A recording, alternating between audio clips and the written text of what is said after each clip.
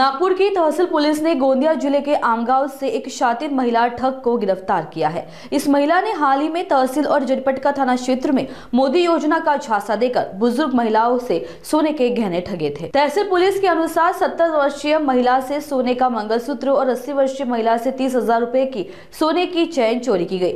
जाँच में CCTV footage और पुराने आपराधिक रिकॉर्ड ने महिला के कई पुराने अपराध उजागर किए। पूछताछ में महिला ने अपराध की बात कबूल कर ली। पुलिस अब आगे की जांच और अन्य संभावित शिकारों की तलाश कर रही है।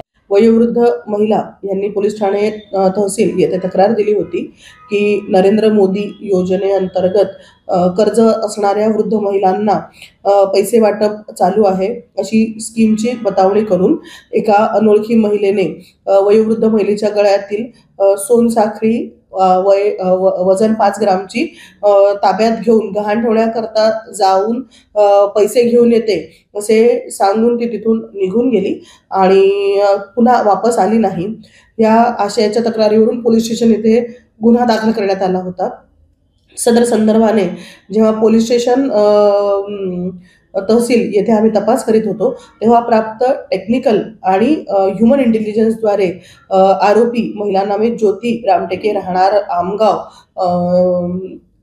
गोंदिया हिने सदरची बतावणी करून महिलेची फसवणूक केल्याचे निष्पन्न झाल्याने तपास पथक आमगाव येथे जाऊन महिलेला ताब्यात घेऊन आणि वृद्ध महिलेचा गळ्यातील पितळवलेले सोने नमूद महिलेच्या ताब्यातून घेऊन पोलीस ठाणे येथे आलेले आहेत।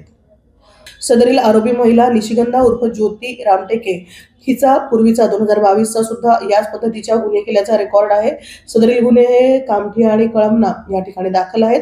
दिनांक 9 नोव्हेंबर रोजी सुद्धा तिने पोलीस ठाणे तहसील आणि पोलीस ठाणे जरीपटका येथे बतावणी करून अशा पद्धतीने वृद्ध महिलांना फसवलेले आहे आणि ही महिला सरावलेली क्रिमिनल आहे।